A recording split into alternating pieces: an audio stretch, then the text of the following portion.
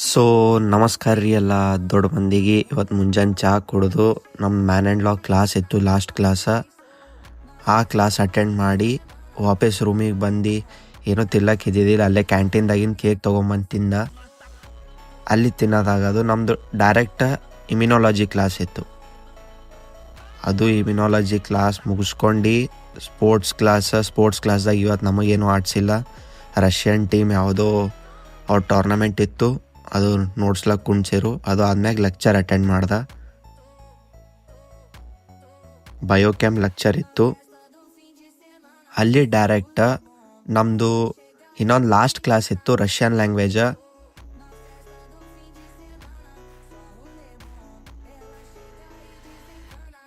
Russian language class ಮುಗಿಸ್ಕೊಂಡು direct ರೂಮಿಗೆ ಬಂದು ಬಿಸಿಬೇಳೆ ಬಾತ್ ಮಾಡಿದೆವು.